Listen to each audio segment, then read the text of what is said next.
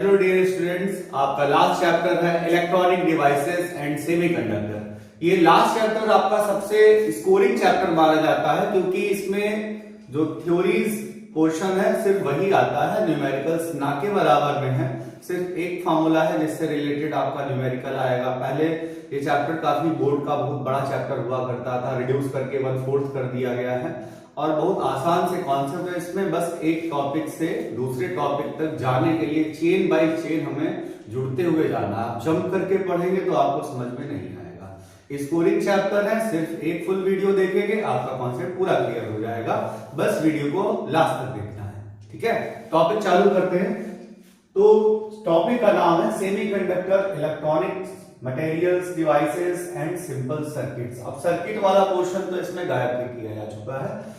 अब इसमें हम लोगों को एनर्जी बैंड थ्योरी पढ़नी है, हमें सेमीकंडक्टर के बारे में पढ़ना है, हमें पढ़ना है यहाँ पर पीएन जंक्शन के बारे में, फिर पीएन जंक्शन डायोड के बारे में, फिर उसकी वीआई कैरेक्टरिस्टिक के बारे में, फिर रेक्टिफायर के बारे में। बस यहाँ पर से ही हमारा ये चैप्टर खत्म हो जाता है। तो सबसे पहले हम लोग बात करते हैं एनर्जी बैंड की। तो एनर्जी बैंड क्या होता है? जैसा कि आप लोगों ने एटम चैप्टर में पढ़ा था कि एटम के अंदर जब इलेक्ट्रॉन्स होते हैं तो उनके पास उनका एक पर्टिकुलर एनर्जी लेवल होता है।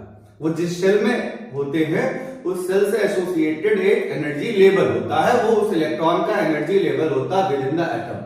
लेकिन जैसा कि आपको पता है जो सॉलिड्स होते हैं उसमें एटम बहुत क्लोजली पैक्ड होते हैं। जब वो क्लोजली पैक्ड होंगे तो उनके पेनल्टीमेट शेल के इलेक्ट्रॉन्स का तो एनर्जी लेवल फिक्स होगा, क्योंकि बोर मॉडल तो हाइड्रोजन लाइक एटम्स के लिए था। लेकिन हम लोग जब सेमीकंडक्टर उसमें हम लोग मेटल्स की बात करेंगे तो उनके तो एटॉमिक नंबर काफी ज्यादा होते हैं। और उसके अलावा भी अगर हम लोग बात करें तो पेनल्टीमेट शेल के इलेक्ट्रॉन्स तो कहीं नहीं जाते, लेकिन वैलेंस शेल के इलेक्ट्रॉन्स बड़े एक्साइटेड रहते हैं, कहीं इधर कूद जाएं या वहां कूद जाएं तो वो आसपास में इंटरेक्शन भी करते हैं। समझ में आया कि जैसे कि जो बच्चे अपने घर में के अंदर बैठे रहते हैं, पढ़ाई किया करते हैं, उनका झगड़ा होने का कोई सवाल ही नहीं है। और जो अपने गेट पर खड़े हैं, कभी इस गली में गए कभी उस गली में गए, तो उनकी आपस में क्या होती है, इतनी इंटरेक्शन हो जाती है कि या तो बहुत ज्यादा दोस्ती या बहुत ज्यादा लड़ाई हो जाती है। तो उसी तरीके से क्या हुआ, सेमीकंडक्टर क्रिस्टल की बात कर, वो सॉलिड्स में क्रिस्टल्स की बात कर रहे थे। तो नॉर्मली जब हम एटम की बात कर रहे थे तो इलेक्ट्रॉन के पास एक एनर्जी लेवल था जिसको हमने एटॉमिक मॉडल्स में पढ़ा था। जो बोर्स थ्योरी में हम लोगों ने पढ़ा था कि with in the atom electron अपने सेल के साथ में एक एनर्जी ऑक्युपाई करता है, वो उसका एनर्जी लेवल वहां पर कहा जाता है, ठीक है। लेकिन जब बहुत सारे एटम्स आसपास रखे होते हैं, एक सॉलिड बनाते हैं, तो उनके आपस में इंटरेक्शन की वजह से उनकी एनर्जी में थोड़ा सा चेंज आ जाता है। तो जो सेम एनर्जी लेवल वाले इलेक्ट्रॉन्स होते हैं वो मिलकर बना लेते हैं अपना बैंड। बैंड वर्ड आपको पता ही है ना कि म्यूजिक बैंड में क्या होता है कि सबको ही म्यूजिक की पसंद होती है, लेकिन कुछ को कुछ बजाना पसंद होता है, कुछ को कुछ बजाना पसंद होता है। इस तरीके से वो अपना म्यूजिकल ग्रुप बना लेते हैं जिसको हम लोग एक बैंड कहते हैं। यानी कि आए थे स्कूल में पढ़ने और उस स्कूल में पढ़ने से पीछे हमारे कुछ बच्चों के बैठने से 4-5 की दोस्ती से उनका एक ग्रुप बन गया, उसको हमने बैंड नाम रख दिया। तो उसी तरीके से यहां पर क्या हुआ कि एटम के अंदर इलेक्ट्रॉन था, उसका एक एनर्जी लेवल था। लेकिन जब ऐसे ही बहुत सारे एटम आपस में आए, उनकी बहुत सारी एनर्जीज के में एक्सचेंज हुआ, तो ऐसे इलेक्ट्रॉन्स ने अपना एक पर्टिकुलर एनर्जी लेवल एक साथ लेते हुए क्या बनाया, एक बैंड बना दिया। जैसे कि हम लोग आगे यहां पर देखते हैं एनर्जी बैंड में, तो देखो एटम में क्या होगा, वो अपने रिस्पेक्टिव ऑर्बिट्स में होते हैं और उन ऑर्बिट्स में पाउली के एक्सक्लूजन प्रिंसिपल के हिसाब से, पाउलीज की थ्योरी के हिसाब से उनका पर्टिकुलर एक एनर्जी लेवल होता है जिसको एक्सप्लेन करने के लिए हमारे पास क्वांटम नंबर्स हैं। फिर मॉलिक्यूल्स में क्या होता है, 2 एनर्जी लेवल होते हैं, या जितने एटम्स होते हैं उतने एटम्स के बीच में वो बैलेंस इलेक्ट्रॉन फंसा हुआ होता है और वो उतने एनर्जी लेवल्स पे काम करता है। इसीलिए बाद में मॉलिक्यूलर ऑर्बिटल थ्योरी आई थी। लेकिन सॉलिड्स की बात अगर हम करें, हम एटम और मॉलिक्यूल के बिहाफ पे बात ना करें, हम सॉलिड के बिहाफ पे बात करें, तो उसमें ऐसा होता है कि जो एटम्स ऐसे एटम्स के अंदर ऐसे इलेक्ट्रॉन जो वैलेंस सेल में प्रेजेंट है, वो वैलेंस सेल में प्रेजेंट इलेक्ट्रॉन्स क्या करते हैं, वो आपस में इंट्रैक्शन करते हैं और उन इंट्रैक्शंस की वजह से अलग अलग इलेक्ट्रॉन्स की एनर्जीज थोड़ी सी प्रभावित हो जाती हैं, चेंज हो जाती हैं, बदल जाती हैं। और उन एनर्जीज के बदलने से बहुत सारे इलेक्ट्रॉन्स ऐसे होते हैं जो एक ही जैसे एनर्जी वाली होते हैं, तो वो मिलकर क्या बनाते हैं, वो मिलकर एक बैंड बनाते हैं। अभी ये बात को और क्लियर कर रहे हैं, थोड़ा सा ध्यान देना होगा आपको। यहां पर देखिए, जैसे कि हम लोग यहां पर बात करते हैं, काफी इंपॉर्टेंट डायग्राम है, इस इंपॉर्टेंट डायग्राम में आप लोग ध्यान देंगे।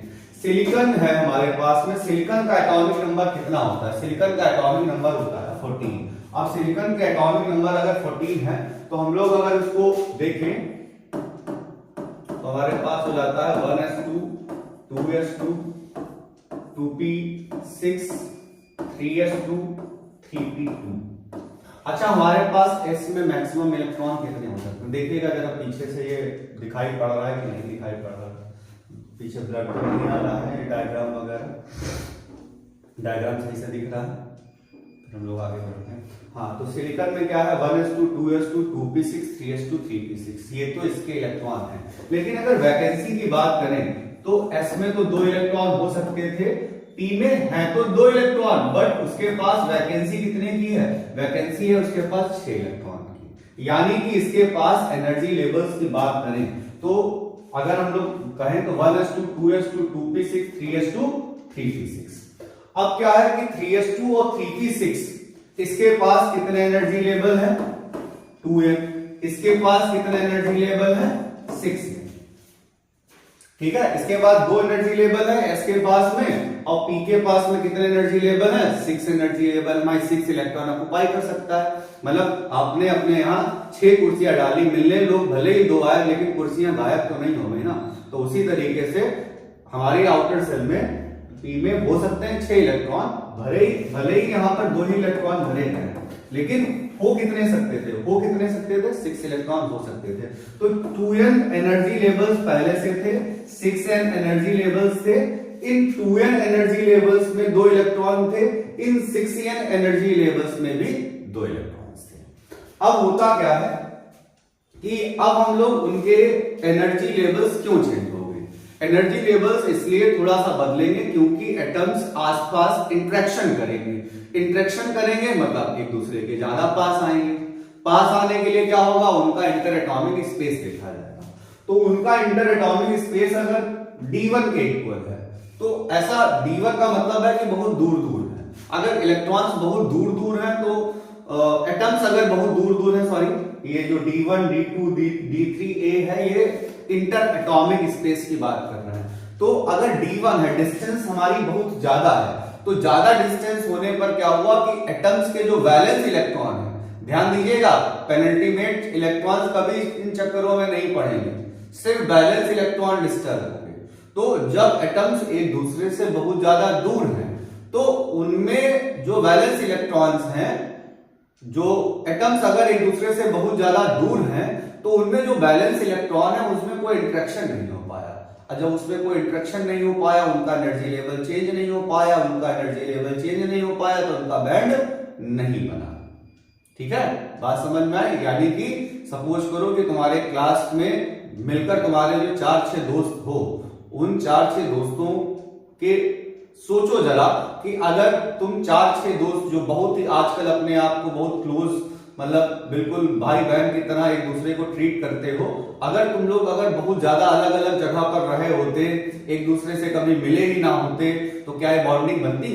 नहीं बनती। यानी कि एटम्स अगर बहुत ज्यादा दूर दूर होंगे तो उनके इलेक्ट्रॉन्स के एनर्जी लेवल डिस्टर्ब नहीं होंगे। फिर क्या हुआ? अब एटम्स अगर पास आ गए, d2 के पास आ गए, तो उनका एनर्जी लेवल डिस्टर्ब होने लगा। डिस्टर्ब होने लगा, हुआ नहीं। क्या हुआ? डिस्टर्ब होने लगा, हुआ नहीं। अब क्या हुआ? अगर वो d3 के पास में आए तो उन्होंने कहा ये जो 2n लेवल है, ये 6n लेवल है, हम इसको नहीं मानते, हम मानते हैं बस एक ही लेवल है जिसका नाम है 8n, और ये जो l लेवल है इसमें 8 इलेक्ट्रॉन आ सकते हैं, सबकी एनर्जी आपस में बराबर है। पहले क्या कहा गया? उन्होंने कहा तुम s के इलेक्ट्रॉन हो, किसी ने कहा भाई हम तो 3p में रहते हैं। जैसे हम लोग स्कूल में बात करते हैं ना कि भाई हम तो फला मोहल्ले में रहते हैं जहां पर बहुत अमीर लोग रहते हैं और तुम बहुत गरीब मोहल्ले में रहते हो जहां पर भाई लईमार लोग रहते हैं, ठेलिया चलाने वाले, तो इस तरीके से लोग बात करते हैं ना आपस में। तो उसी तरीके से सोचो कि जब बहुत दूर दूर थे तो उनमें दूरियां थी, ठीक है, उनका एक अपना एनर्जी लेवल था कि अपने आप में सब शहंशाह समझ रहे थे। लेकिन जब वो दोनों एक दूसरे के पास बैठे, सब एक दूसरे के साथ बैठे, जब थोड़े से वो पास आए तो उसमें कहा कि हाँ इतनी भी दूरियां नहीं है, कुछ चेंज होना चाहिए, थोड़ा सा और पास आए तो क्या हुआ होगा। तो उन्होंने कहा नहीं ऐसा कुछ नहीं होता, कोई अमीर नहीं कोई गरीब नहीं, सब कुछ सारे दोस्त हम लोग भाई लोग हैं, एक जैसे हैं, एक एनर्जी लेवल है। अब जैसे ही और पास आ गए, अगर ए के पास आ गए तो उन्होंने कहा जो 8 एनर्जी लेवल है अब ये दो पार्ट में रह गया, एक हो गया हमारा बैलेंस बैंड और दूसरा हो गया हमारा कंडक्शन बैंड। समझ में आया? तो यानी कि अगर हमारा इंटर एटॉमिक स्पेस R, अगर इंटर एटॉमिक स्पेस R हमारा D1 के इक्वल में था तो क्या हुआ था, दूरियां बहुत ज्यादा थी, तो यानी कि एटम से इंटरेक्शन नहीं कर पा रहे थे, एटम से इंटरेक्शन नहीं कर पा रहे थे तो उनके इलेक्ट्रॉन्स के एनर्जी लेवल नहीं चेंज हो रहे थे, यानी कि उनका एक पर्टिकुलर सबका अपना अपना एनर्जी लेवल था, कोई भी बैंड फॉर्म नहीं हुआ। जब वो D2 के पास आए तो कुछ दूरियां कम हुई जिसकी वजह से कुछ इंटरेक्शन हुआ, लेकिन हाँ उतना नहीं कि सबका एनर्जी लेवल एक जैसा हो जाए जिससे कि वो बैंड बना पाए। अब D3 में क्या हुआ कि दूरियां बिल्कुल कम हो गई और क्या बन गया, एक सारे एक जैसे एनर्जी लेवल वाले इलेक्ट्रॉन्स एक साथ इकट्ठा हुए, उन्होंने कहा चलो मिलकर एक बैंड बनाते हैं। और जैसे ही वो ए के बराबर हुए उन्होंने कहा हाँ अब देखो हम लोगों में बैंड बन गया है, अब इस बैंड में दो चीजें हैं, एक है कंडक्शन बैंड और दूसरा है बैलेंस बैंड। तो ये क्या, ये चीज आपको ये डायग्राम समझ में आया? इस चीज को आप समझेंगे तो बैंड एक्चुअल में क्या होता है, हम बार बार इसी चीज को रिपीट कर रहे हैं, इतना आपको लिखने को नहीं आएगा, आपका ये डायग्राम पूछा जा सकता है और इंटर एटॉमिक स्पेस के यहाँ पे आपको पूछा जाएगा ये कब कब क्या हुआ, यानी कि D1 पे था एनर्जी लेवल में कोई चेंज नहीं, D2 के बराबर हुआ स्लाइटली चेंज हुआ, D3 के इक्वल हुआ बैंड बना, और D1 के इक्वल हुआ तो वो बैंड दो पार्ट में डिवाइड हो गया, बैलेंस बैंड कंडक्शन बैंड। बस इस बात को आपको याद रखना, बाकी तो कहानी हम आपको समझाने के लिए बता रहे हैं, ठीक है। तो आगे ये चीज शायद आपको क्लियर रहेगी। अभी तक क्या था, एटम खाली एटम की बात कर रहे थे तो इलेक्ट्रॉन का खुद का एनर्जी लेवल था। जब ऐसे ही बहुत सारे एटम एक दूसरे के पास आए, सॉलिड बनाया, तो उनके वैलेंस शेल में आपस में इंटरेक्शन किया, तो जो इलेक्ट्रॉन्स एक जैसे एनर्जी लेवल वाले थे उन सारे इलेक्ट्रॉन्स ने मिलकर क्या कर लिया, बैंड बना लिया, और उस बैंड को हम लोग कहेंगे एनर्जी बैंड, ठीक है। अब उस एनर्जी बैंड में दो बैंड होते हैं जिनका नाम है valence band and conduction band, ठीक है। एनर्जी लेवल में दो बैंड होते हैं जिनका नाम क्या है, बैलेंस बैंड और कंडक्शन बैंड। बैलेंस बैंड क्या होता है, बैलेंस बैंड होता है लोअर एनर्जी लेवल और कंडक्शन बैंड होता है higher energy level. Valence band में इलेक्ट्रॉन 100% रहेंगे और कंडक्शन बैंड में इलेक्ट्रॉन हो भी सकते हैं और नहीं भी हो सकते हैं। अगर कोई कंडक्ट करता है तो इसका मतलब उसका इलेक्ट्रॉन निकल के बैलेंस बैंड से निकल के कहां चला जाता है, कंडक्शन बैंड के अंदर चला जाता है। अगर कोई कंडक्ट करता है तो कंडक्ट करने का मतलब ये हुआ कि उसका इलेक्ट्रॉन निकला और कहां गया, बैलेंस बैंड से कंडक्शन बैंड। जो हम लोग करंट इलेक्ट्रॉनिक्स, जो हम लोग करंट इलेक्ट्रिसिटी पढ़ रहे थे, आप लोग समझिएगा इलेक्ट्रिकल्स और इलेक्ट्रॉनिक्स दो अलग अलग चीजें हैं। इलेक्ट्रॉनिक्स में जो इलेक्ट्रॉन का मूवमेंट है वो इस ग्राफ पे देखा जाता है। यहाँ पर कंडक्टिविटी का मतलब होता है बैलेंस बैंड से निकल के कंडक्शन बैंड के अंदर चले जाना। तो क्या होता है हमारा बैलेंस बैंड और क्या होता है हमारा कंडक्शन बैंड। तो इसमें हम लोग देखेंगे क्या था, the energy band formed by a series of energy levels containing valence electron is called balance band. तो बैलेंस सेल में प्रेजेंट इलेक्ट्रॉन्स मिलकर आपस में जो एक बैंड बना रहे थे जहां पर 100% पॉसिबिलिटी थी कि वहां पर इलेक्ट्रॉन होंगे, उसको हम लोग क्या कहते हैं, उसको हम लोग बैलेंस बैंड कहते हैं। और जो लोएस्ट अनफिल्ड एनर्जी बैंड होता है just above the valence band, उसको हम लोग क्या कहते हैं, उसको हम लोग कंडक्शन बैंड कहते हैं। आप लोगों की डिमांड थी कि सर पीछे डायग्राम में वो डिफिनेशंस लिखी होनी चाहिए, तो आप यहां से नोट्स बनाते हुए चलेंगे अपने, तो अभी हमने पहले बैंड बताया, बैंड में 2 टाइप के बैंड बताए, उन 2 टाइप के बैंड्स में हमने बताया बैलेंस बैंड और कंडक्शन बैंड। तो जिसमें बैलेंस इलेक्ट्रॉन्स होते हैं उसको हम लोग बैलेंस बैंड कहते हैं। और अब यहां पर आपको लगेगा अगर बैलेंस बैंड और कंडक्शन बैंड की बात की जाए तो कंडक्शन बैंड की एनर्जी ज्यादा होती है, बैलेंस बैंड की एनर्जी कम होती है। फिर आपको कहेगा अरे यार आप तो सर उल्टा पढ़ा रहे हो, यहां पर तो लोएस्ट अनफिल्ड एनर्जी बैंड लिखा हुआ है। तो सोचो जरा कि बैलेंस बैंड में तो इलेक्ट्रॉन होंगे ही होंगे, लेकिन जो अनफिल्ड है जिसमें इलेक्ट्रॉन्स नहीं है उसमें कम से कम एनर्जी लेवल जिसका होगा उसको कंडक्शन बैंड कहेंगे। यानी कि बैलेंस बैंड में बैलेंस इलेक्ट्रॉन का होना कंपलसरी है और जो कंडक्शन बैंड है उसमें इलेक्ट्रॉन्स का होना कंपलसरी नहीं है। तो जो अनफिल्ड है तो उस अनफिल्ड में जो लोएस्ट पार्ट है उसको हम कंडक्शन बैंड कहते हैं। तो यहां पर बहुत सारे बच्चे कंफ्यूज रहते हैं। तो बैलेंस बैंड क्या होता है, जहां पर इलेक्ट्रॉन्स हो सकते हैं या नहीं है उस पोर्शन के लोएस्ट एनर्जी लेवल को कंडक्शन बैंड कहा जाता है। और जहां पर इलेक्ट्रॉन होते ही हैं, जहां पर इलेक्ट्रॉन बैलेंस इलेक्ट्रॉन प्रेजेंट ही होंगे उसके हाईएस्ट एनर्जी लेवल को बैलेंस बैंड कहते हैं। लेकिन जब बात कही जाती है कि बैलेंस बैंड और कंडक्शन बैंड में किसकी एनर्जी ज्यादा है, तो बेटा कंडक्शन बैंड की एनर्जी ज्यादा होती है और बैलेंस बैंड की एनर्जी कम होती है। वही चीज रजनीकांत वाला जो आजकल मीम नहीं चलता ना, हिला डाला ना, हाँ, तो इसी तरीके से लोएस्ट यहां पर आपको दिक्कत होती है। जब आप एमसीक्यूज पढ़ते हैं तो आपको लिखा होता है कि बैलेंस बैंड की एनर्जी कंडक्शन बैंड की एनर्जी किसकी ज्यादा होती है, तो वहां पर लिखा होता है साफ साफ बैलेंस बैंड की एनर्जी कम है, कंडक्शन बैंड की एनर्जी ज्यादा, क्योंकि कंडक्शन बैंड कहां लाई करता है, just above the valence band. Okay, और यहां पर आप साफ साफ पढ़ पा रहे हैं कि लोएस्ट है एनर्जी बैंड। तो लोएस्ट के साथ में एक वर्ड लिखा है, उसका नाम क्या है, लोएस्ट अनफिल्ड एनर्जी बैंड। और उसमें क्या है, energy band formed by series of energy levels containing valence electron. यानी कि जहां पर वैलेंस इलेक्ट्रॉन्स थे उनके हाईएस्ट एनर्जी लेवल्स को हमने लिया और उसको कहा बैलेंस बैंड। और जहां पर इलेक्ट्रॉन थे या हो सकते थे या नहीं थे उनके लोएस्ट एनर्जी लेवल को हमने कंडक्शन बैंड कहा।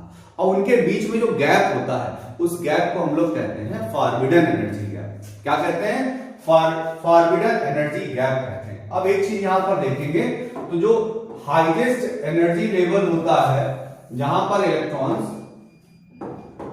Highest energy level which electron can occupy in the valence band at 0 kelvin. Valence band में 0 केल्विन पर जो हाईएस्ट एनर्जी लेवल होता है उसको हम लोग फर्मी लेवल कहते हैं। कहां क्या कहते हैं, फर्मी लेवल। ये बहुत इंपॉर्टेंट डेफिनेशन है, आप उसको अलग से नोट डाउन करके लिखेंगे, what is Fermi energy level.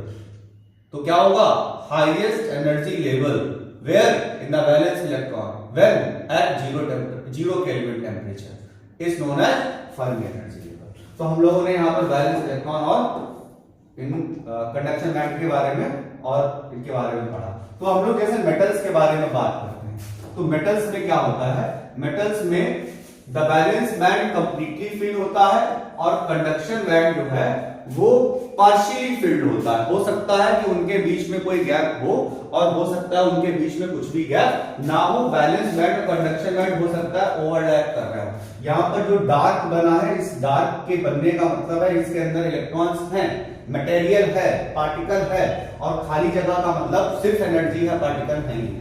तो इसमें क्या है, इसमें बैलेंस बैंड और कंडक्शन बैंड बहुत क्लोज होते हैं और कंडक्शन बैंड में हो सकता है इलेक्ट्रॉन हो सकता ना हो और ये आपस में ओवरलैप भी कर सकते हैं और हो सकता है बिल्कुल छोटा सा एनर्जी लेवल में गैप हो।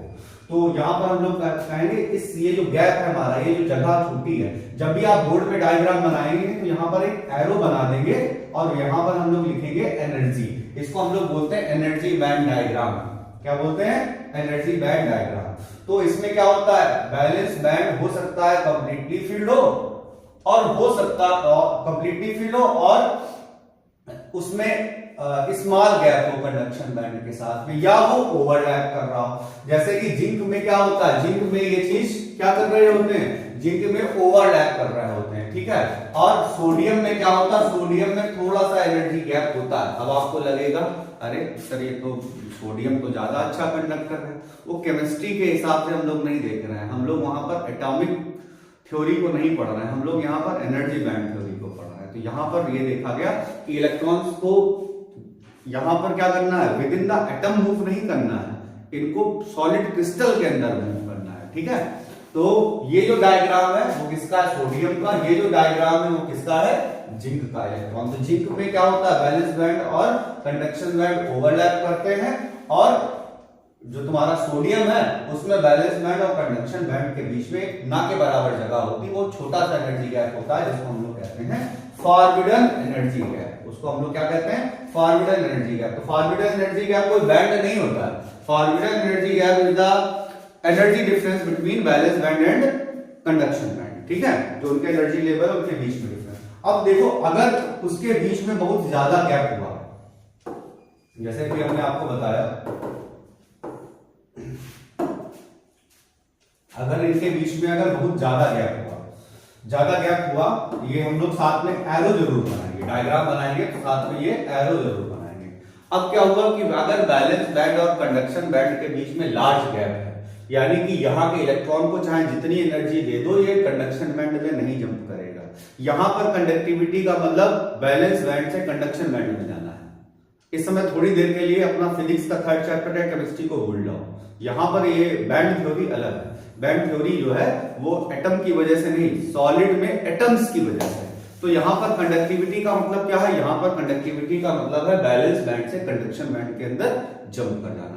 तो अगर उनके बीच में गैप बहुत ज्यादा हुआ, तो यानी कि आउटसोर्स से चाहे जितनी एनर्जी दी, इलेक्ट्रॉन बैलेंस बैंड से कंडक्शन बैंड में जंप नहीं किया, यानी कि ये क्या था, यानी कि ये इंसुलेटर था। और अगर ये गैप बहुत कम हुआ, थोड़ा सा गैप है, मेटल्स की कंपैरिजन में ज्यादा है लेकिन इंसुलेटर की कंपैरिजन में बहुत कम है, यानी कि देखो क्लास में 3 तरीके के बच्चे होते हैं। एक तो जो कि खुद पढ़ लेते हैं और टॉपर रहते हैं, हमेशा रहते हैं, उनको खाली सही गाइडेंस की जरूरत पड़ती है। और कुछ बच्चे होते हैं कि वो उनको पढ़ाई लिखाई से कोई लेना देना नहीं, उनके ऊपर चाहे जितनी मार मारी जाए और चाहे उनको जितना इमोशनली समझाया जाए, चाहे उनको कितना भविष्य का भय दिखाया जाए, लेकिन उन पर कोई फर्क नहीं पड़ना, तो वो आते हैं इंसुलेटर टाइप में। और कुछ बच्चे ऐसे होते हैं जिनके अंदर बहुत टैलेंट होता है लेकिन वो कंफ्यूज होते हैं, तो उनको जरूरत होती है एक मोटिवेशन की। अपने जीवन में एक ठोकर की जरूरत पड़ती है कि कब जाके कोई उनको जलील करे और उनके अंदर से ये भाव उत्पन्न हो कि नहीं, हमें तो आगे बढ़ना है। तो वही है, वो क्या है, वो हमारे सेमीकंडक्टर है। आगे बढ़ते हैं। तो सेमीकंडक्टर में कितने टाइप के सेमीकंडक्टर हैं, इनको हम लोग देखेंगे।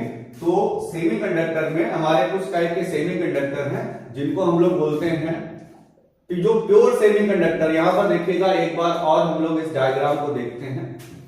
देखिएगा पेपर में आप इस तरीके से बनाएंगे, पेपर में आप इसको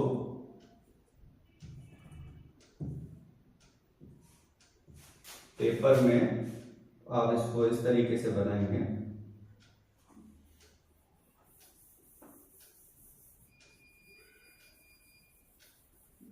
ये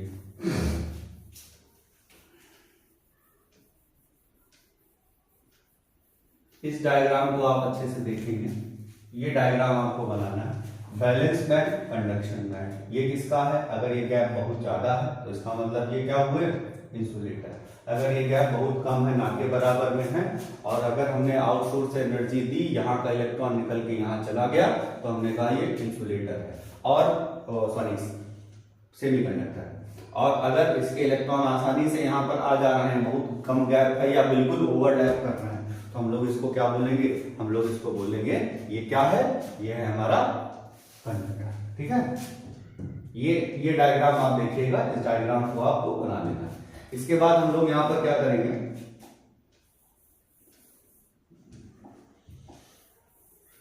इस डायग्राम के बाद में हम लोग देखेंगे सेमीकंडक्टर्स को। तो देखेंगे सेमीकंडक्टर्स में थोड़ा सा ध्यान दीजिएगा। ये हमारा जो सेमीकंडक्टर है, इस सेमीकंडक्टर में थोड़ा सा ध्यान दीजिएगा।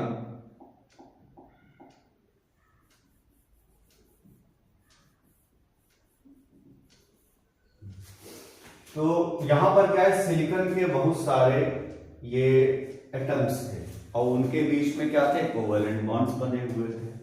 अब क्या हुआ कि 0 केल्विन पर कोई भी सेमीकंडक्टर इंसुलेटर के जैसा बिहेव करता है। At the 0 kelvin temperature a semiconductor, pure semiconductor behaves like a insulator, behaves like an insulator.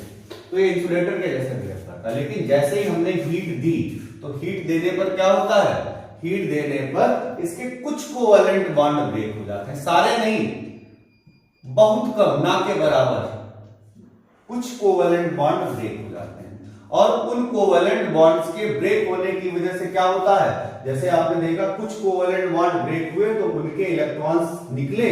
अब जैसे यहां पर आप ध्यान दीजिएगा, यहां पर एक इलेक्ट्रॉन हुआ करता था, वो निकल के यहां आ गया, यहां पर एक इलेक्ट्रॉन निकलता, ये यहां आ गया, यहां पर का इलेक्ट्रॉन यहां चला गया, यहां पर का इलेक्ट्रॉन यहां चला गया, यहां पर का इलेक्ट्रॉन यहां चला गया, यहां कोवैलेंट बॉन्ड निकला, इलेक्ट्रॉन यहां चला गया। तो इलेक्ट्रॉन चले गए क्रिस्टल के अंदर। और जब इलेक्ट्रॉन ने अपनी जगह को छोड़ा, तो इलेक्ट्रॉन जब अपनी जगह को छोड़ता है, इलेक्ट्रॉन के अपनी जगह को छोड़ने पर क्या बनता है, होल बनता है। वो होल क्या करता है, वो होल दूसरे इलेक्ट्रॉन्स को अपनी तरफ खींचता है, यानी कि खुद का इलेक्ट्रॉन संभाला नहीं जाता, दूसरे के इलेक्ट्रॉन को खींचना है। ये क्या कर रहा है, इसका इलेक्ट्रॉन तो चला गया, ये किसी दूसरे इलेक्ट्रॉन को अपनी तरफ खींचने की कोशिश कर रहे हैं। यानी कि अब यहां पर होल्स और इलेक्ट्रॉन्स का रिकॉम्बिनेशन स्टार्ट हो जाता है, या ये कहें कि इलेक्ट्रॉन्स नए बनने लगते हैं, नए होल्स बनने लगते हैं। यानी कि इसके पास अगर कहीं से कोई इलेक्ट्रॉन आएगा तो कहीं ना कहीं होल बना होगा, जहां होल बना होगा उसने कहीं ना कहीं इलेक्ट्रॉन को खींचा होगा, जब उसके पास इलेक्ट्रॉन आया होगा वहां कहीं ना कहीं इलेक्ट्रॉन ने छोड़ा होगा। तो इस तरीके से पॉजिटिव और नेगेटिव चार्जेस का एकदम से मूवमेंट स्टार्ट, यानी कि किसकी जैसा बिहेव करने लगा, ये बिहेव करने लगा बिल्कुल एक कंडक्टर के जैसा। इसीलिए इसका नाम क्या पड़ गया, इसीलिए इसका नाम पड़ गया सेमीकंडक्टर। और ये प्योर सेमीकंडक्टर है, इसलिए इसको हम लोग क्या बोलते हैं, इसीलिए इसको हम लोग बोलते हैं प्योर सेमीकंडक्टर। तो प्योर सेमीकंडक्टर जब 0 केल्विन पे होता है तो बिहेव करता है एक इंसुलेटर के जैसा, और जब ये होता है किसी हाई टेम्परेचर पर, रूम टेम्परेचर पर जब इसको लाते हैं तो उसके कुछ कोवैलेंट बॉन्ड्स के ब्रेक हो जाने की वजह से इलेक्ट्रॉन्स निकलते हैं, और जहां से इलेक्ट्रॉन निकलते हैं वहां पर होल्स आते हैं, वो होल्स दूसरे इलेक्ट्रॉन्स को अपनी तरफ खींचते हैं। तो इस तरीके से इलेक्ट्रॉन्स और होल्स की मूवमेंट स्टार्ट हो जाती है, यानी कि कंडक्टर के जैसा बिहेव करने लगता है। ठीक है, और अब हम लोग देखते हैं यहां पर एक दूसरा कॉन्सेप्ट, और इस दूसरे कॉन्सेप्ट देखिएगा। अगर हमारे पास ये जो इंट्रिंसिक सेमीकंडक्टर थे, जो कि हमारे प्योर सेमीकंडक्टर थे, अब इसमें अगर हमने कोई फॉरेन एटम मिला दिया, फॉरेन एटम का मतलब विदेश से लाया नहीं है, अगर हमने कोई इंप्योरिटी मिला दी, यानी कि कोई कूड़ा कबाड़ नहीं मिलाया, हमने क्या किया, जो सेमीकंडक्टर होता है इसमें कितनी वैलेंसी होती है, 4। हमने इसमें अगर ट्राईवैलेंट या पेंटावैलेंट, अगर हमने इसमें ट्राईवैलेंट या पेंटावैलेंट एटम्स को मिला दिया, तो ट्राईवैलेंट एटम्स या पेंटावैलेंट एटम्स को मिलाने से क्या होगा। अभी जैसे कि इसमें हमने बताया इसकी वैलेंसी 4 है, यानी इसके पास देखो इसमें क्या है, 4 इलेक्ट्रॉन्स तो थे, कहां पर थे, वैलेंस बैंड में, और इसका कंडक्शन बैंड कैसा था, खाली था। इसका कंडक्शन बैंड जो है वो अभी खाली पड़ा हुआ है। अब अगर हमने इसमें ट्राईवैलेंट एटम्स को मिला दिया, तो ट्राईवैलेंट एटम्स का मतलब क्या है, ऐसे एटम जिनकी वैलेंसी 3 हो, जिनके पास 3 वैलेंस इलेक्ट्रॉन हो, जैसे कि एल्यूमिनियम, बोरान, गैलियम, और ये क्या है, सिलिकॉन या germanium. When pure semiconductor silicon or germanium are doped with trivalent atoms like aluminium, boron or gallium, or pentavalent atoms like phosphorus, arsenic or bismuth, then their conductivity appreciably rises, and these type of semiconductors are known as extrinsic semiconductor। बच्चों क्या बात बताई हमने, अभी हमने जो pure semiconductor बताया वो कौन से थे, वो थे सिलिकॉन और जर्मेनियम। अब हमने वहां पर देखा 4 होल हैं, और मतलब उसके पास 2 एनर्जी लेवल थे, इलेक्ट्रॉन तो थे लेकिन उसका कंडक्शन बैंड था खाली। अब इस कंडक्शन बैंड जो कि खाली है और जगह कितनी है इसके अंदर 4n एनर्जी लेवल्स खाली पड़े हुए हैं। अब इन 4n एनर्जी लेवल्स जो हमारे पास खाली पड़े हुए हैं, ये एनर्जी लेवल जो हमारे पास खाली पड़े हुए हैं, इसमें हम क्या कर सकते हैं, हम ट्राइवैलेंट एटम्स, फिर से डेफिनेशन सुनना, when trivalent atoms aluminium, boron और गैलियम और पेंटावैलेंट एटम्स फास्फोरस, आर्सेनिक और bismuth are added to pure semiconductors like silicon and germanium, then conductivity of semiconductor rises appreciably and the semiconductor is known as extrinsic semiconductor। अब extrinsic semiconductor की definition शायद आपको याद करने की जरूरत नहीं होगी। देखो प्योर सेमीकंडक्टर को इंट्रिंसिक सेमीकंडक्टर कहते हैं और कौन कौन होते हैं, सिलिकॉन और जर्मेनियम। अब इसके अंदर हमने क्या किया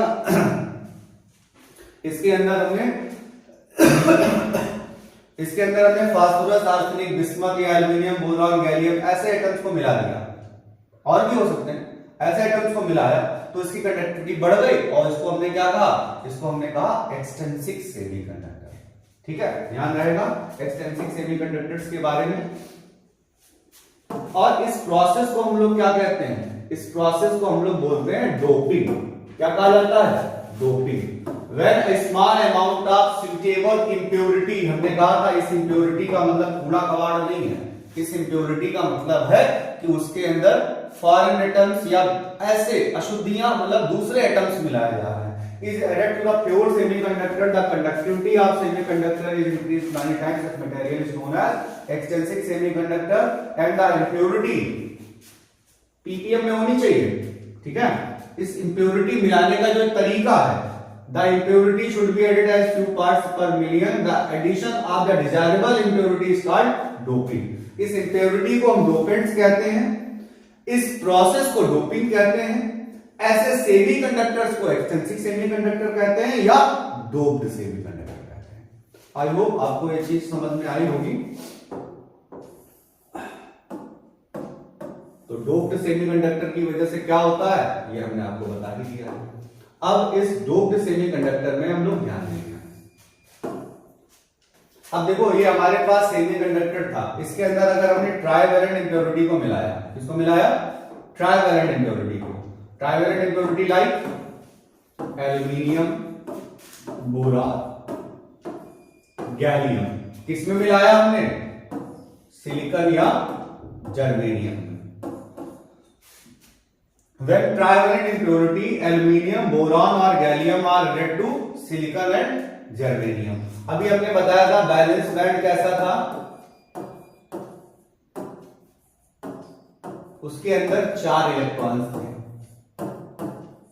उसके अंदर 4 इलेक्ट्रॉन्स थे रखे हुए, और उसका जो कंडक्शन बैंड था वो खाली तो था पहले, लेकिन उन खाली कंडक्शन बैंड्स में क्या आया, उन खाली कंडक्शन बैंड्स के अंदर ट्राइवैलेंट एटम्स आए साथ में अपने इलेक्ट्रॉन्स को लेके। तो वो इलेक्ट्रॉन्स कहां चले गए, ट्राइवैलेंट एटम था तो इलेक्ट्रॉन यहां आया, यहां आया, यहां आया। अब ये इसको इलेक्ट्रॉन मिला नहीं, अब ये नाराज गुफा के जैसे क्या बन गया, इनको नहीं मिला तो ये बन गए होल। क्या बन गए, होल।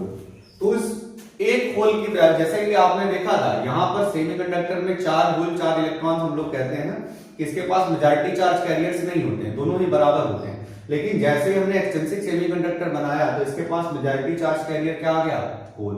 और इस होल मेजॉरिटी चार्ज कैरियर की वजह से, होल कैसे चार्ज वाला होता है, पॉजिटिव चार्ज वाला, तो इसको क्या कहते हैं, इसको कहते हैं पी टाइप सेमीकंडक्टर। क्या कहते हैं, पी टाइप सेमीकंडक्टर। इसी तरीके से अगर हमने सिलिकॉन और जर्मेनियम में पेंटावैलेंट इंप्योरिटी, पेंटावैलेंट इंप्योरिटी का मतलब क्या होता है, फास्फोरस, आर्सेनिक, एंटीमनी, बिस्मथ ऐसे एटम्स को मिला दिया तो यहां तो इलेक्ट्रॉन आ ही गए, एक इलेक्ट्रॉन खाली खड़ा, एक इलेक्ट्रॉन कह रहा कि हमको भी जगह चाहिए, इस इलेक्ट्रॉन को कोई जगह ही नहीं मिल रही है। तो जब इलेक्ट्रॉन कैसा चार्ज वाला होता है, नेगेटिव चार्ज वाला होता है, तो जो इलेक्ट्रॉन नेगेटिव चार्ज वाला होता है तो ये क्या बन गया, ये बन गया एन टाइप सेमीकंडक्टर। अब आते हैं डिफिनीशन पे। When trivalent impurities like aluminium, boron and gallium are added to pure semiconductor like silicon and germanium, then holes are the majority charge carriers and this type of extrinsic semiconductors are known as p type semiconductor. And in the case of when phosphorus, arsenic, antimony and bismuth are added to silicon and germanium crystal, then electrons are majority charge carriers and this type of semiconductor is known as extrinsic semiconductor is known as n type semiconductor. यहां पर एक बहुत important बात भी हम लोगों को सीख लेनी चाहिए कि इनका जो एनर्जी लेवल डायग्राम है इसके बारे में थोड़ा सा ध्यान देना। जो हमारा यहां पर क्या होता है, ये हमारा n टाइप सेमीकंडक्टर है। तो n टाइप सेमीकंडक्टर में क्या होता है, इसके अंदर अब सोचो n क्या है, नेगेटिव। तुम्हारे पास कोई नेगेटिव व्यक्ति आता है तो तुमसे क्या मांगता है, भीख मांगता है, डोनेशन मांगता है, तो इसके अंदर क्या जनरेट होता है, donor energy level. N type semiconductor में क्या जनरेट होता है, हमने बताया कोई नेगेटिव व्यक्ति आपके पास आएगा, भीख मांगेगा, डोनेशन मांगेगा, तो क्या जनरेट होगा, डोनर एनर्जी लेवल जनरेट होगा। ठीक है, अब जब ये डोनर एनर्जी लेवल जनरेट होगा तो कहां जनरेट होगा, तो डोनर जनरेट होगा कंडक्शन बैंड के पास में। डोनर कहां जनरेट होगा, कंडक्शन बैंड के पास में। सी डी याद रखना, डी कहां आएगा, सी के पास। तो डोनर एनर्जी लेवल, तो एन टाइप सेमीकंडक्टर में कौन सा एनर्जी लेवल बना था, डोनर एनर्जी लेवल। कहां पर बना था, कंडक्शन बैंड के पास। और ऑब्वियस सी बात है, कंडक्शन बैंड के पास है तो नीचे ही बनेगा। इसी तरीके से हमारे पास जो एक्सटेंसिव सेमीकंडक्टर में पी टाइप सेमीकंडक्टर थे, तो इसमें क्या था, जो पी टाइप सेमीकंडक्टर होते हैं पॉजिटिव लोग होते हैं, उनसे हमें कुछ ना कुछ चीजें एक्सेप्ट करनी चाहिए, कुछ ना कुछ उनसे हमें सीखना चाहिए। तो हमें क्या करना चाहिए, यहां पर बनता है एक्सेप्टर एनर्जी लेवल। क्या बनता है, एक्सेप्टर एनर्जी लेवल। तो वो कहां बनेगा, वो हमको बैलेंस कराने के लिए बनेगा, तो बैलेंस बैंड के पास में। तो डोनर बैंड कहां बनता है, कंडक्शन बैंड के पीछे। और एक्सेप्टर लेवल कहां पर बनता है, डोनर एनर्जी लेवल बनता है कंडक्शन बैंड के नीचे। और जो तुम्हारा एक्सेप्टर एनर्जी लेवल है वो कहां बनना है, वो बैलेंस बैंड के ऊपर। तो जब बैलेंस बैंड के ऊपर बनना है तो ये किस टाइप का सेमीकंडक्टर हुआ, पॉजिटिव टाइप का। वो क्या था, वो था नेगेटिव टाइप का। एक बार फिर से देखते हैं कि एन टाइप सेमीकंडक्टर में क्या हुआ, क्या बना, एन फॉर नेगेटिव यानी कि डोनर एनर्जी लेवल कहां बनेगा, कंडक्शन बैंड के नीचे। P है पॉजिटिव टाइप यानी कि यहां पर होगा एक्सेप्टर एनर्जी लेवल, कहां बनेगा, बैलेंस बैंड के ऊपर। बस इतनी बातों को ध्यान रखना, क्योंकि यहां से आपका असर्शन रीजन टाइप क्वेश्चन आ सकता है, एमसीक्यूज आ सकते हैं, छोटी डिफिनेशन आ सकती है। There are no numericals in this case. Numerical यहां पर क्या है, आप इस चीज को ध्यान रखेंगे कि देखो जो हमारा नॉर्मल सेमीकंडक्टर होता है, उस नॉर्मल सेमीकंडक्टर में क्या होता है, Ni और NH की जो कंसंट्रेशन होती है वो बराबर होती है। यानी कि जो हमारी इलेक्ट्रॉन डेंसिटी, जो जो इलेक्ट्रॉन डेंसिटी है और जो होल डेंसिटी है वो बिल्कुल एक दूसरे के इक्वल होती है। ठीक है, लेकिन जब ये किसमें है, ये इंट्रिंसिक में है, इसमें है इंट्रिंसिक सेमीकंडक्टर में। और जो हम लोग बात करते हैं एक्सटेंसिव की, तो एक्सटेंसिव सेमीकंडक्टर्स में क्या होता है कि जो Ne की वैल्यू होती है वो Ns से ग्रेटर होती है, या Ne की वैल्यू Ns से कम भी हो सकती है। अगर Ne की वैल्यू ज्यादा है, इलेक्ट्रॉन डेंसिटी ज्यादा है, तो ये किस टाइप के सेमीकंडक्टर कहे जाएंगे, ये कहे जाएंगे P। अगर E ज्यादा है, N टाइप सेमीकंडक्टर। और अगर NH ज्यादा है तो ये P type semiconductor. P type semiconductor में क्या होता है, इसमें ट्राइवेलेंट इंप्योरिटी मिलाई जाती है, तो सॉरी इसमें हाँ ट्राइवेलेंट इंप्योरिटीज मिलाई जाती है। इसमें क्या किया जाता है, पेंटावेलेंट इंप्योरिटीज मिलाई जाती है। इनको याद रखेंगे। बाकी हमारा एक न्यूमेरिकल आता है Ni square equals to Ne into NH पर। ठीक, इस फार्मूले को याद रख लें। अगर न्यूमेरिकल आएगा तो सिर्फ इसी फार्मूले पर आएगा, Ni square equals to Ne into NH। ठीक है, इस पर हमारा न्यूमेरिकल आएगा। इसमें आपको इलेक्ट्रॉन डेंसिटी दी जाएगी, होल डेंसिटी दी जाएगी, और उसमें इलेक्ट्रॉन डेंसिटी के टर्म्स में आपसे क्वेश्चन पूछा जाएगा। तो इस रिलेशन को याद रखेंगे। हम लोग अपनी जब टेस्ट सीरीज कर रहे होंगे अभी, जैसे ही हमारे वन शॉट वीडियो सारे चैप्टर्स के खत्म हो जाते हैं, तो आपके लिए टेस्ट सीरीज या साथ में टेस्ट सीरीज लाते रहेंगे, तो आप देखिएगा, तो हम इसको करा देंगे आपको। हम लोग अब आगे बढ़ते हैं इसमें और देखते हैं, फिर आगे इसमें इसी सिलसिले में आगे हम लोग बढ़ते हैं, देखते हैं कि जो हम लोगों ने पढ़ा अभी थोड़ा सा रिकॉल भी कर लेते हैं, देखते हैं। देखो इंटेंसिव सेमीकंडक्टर का मतलब क्या होता है, प्योर सेमीकंडक्टर। इसमें जब हम इम्प्योरिटी मिलाते हैं यानी कि ट्राइवेलेंट और पेंटावेलेंट एटम्स मिलाते हैं तो इसकी जो कंडक्टिविटी है वो बढ़ जाती है। इस प्रोसेस को डोपिंग कहा जाता है। मिलने वाले एटम को डोपेंट्स कहा जाता है और ऐसे नए सेमीकंडक्टर को एक्सटेंसिव सेमीकंडक्टर कहा जाता है, जो कि दो टाइप के होते हैं।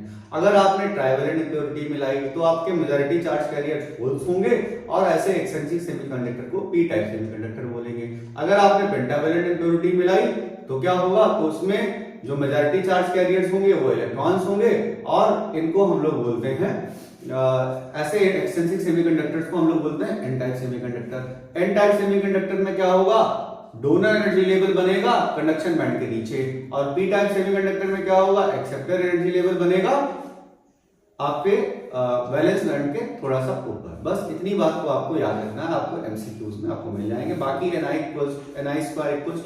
NH के फॉर्मूले में आपको कई सारे क्वेश्चंस लगाने को आ सकते हैं अगर न्यूमेरिकल आया तो। बाकी तो इसमें थ्योरी भी आनी है, एमसीक्यू आने हैं, ठीक है। अब अगर हम लोग पीएन जंक्शन को, पीएन को अगर पी टाइप और एन टाइप में अगर सोचिए क्या हो अगर हम लोग एक ही सेमीकंडक्टर में ट्राइवेलेंट और पेंटावेलेंट इम्प्योरिटीज को मिला दें, क्या हो अगर हम एक ही सेमीकंडक्टर क्रिस्टल में पी टाइप और एन टाइप सेमीकंडक्टर्स को मिला दें। इसमें डायग्राम में जरा देखिएगा कि पूरा डायग्राम आ रहा है कि नहीं आ रहा, दिख रहा है कि नहीं दिख रहा। एन टाइप और पी टाइप सेमीकंडक्टर्स को अगर हमें एक ही सेमीकंडक्टर क्रिस्टल में पेंटावेलेंट इम्प्योरिटी और ट्राइवेलेंट इम्प्योरिटीज को मिलाया तो क्या हुआ, तो हमारा जो एन रीजन था जहां पर कंसंट्रेशन ज्यादा किसकी थी, इसमें ज्यादा कंसंट्रेशन थी एन रीजन्स में, ज्यादा कंसंट्रेशन किसकी होनी चाहिए थी, इलेक्ट्रॉन्स की, और पी रीजन में ज्यादा कंसंट्रेशन किसकी होनी चाहिए थी, होल्स की। ध्यान से देखिएगा, एन रीजन में क्या होने चाहिए थे, एन रीजन में होने चाहिए थे इलेक्ट्रॉन्स और पी रीजन में क्या होने चाहिए थे, होल्स।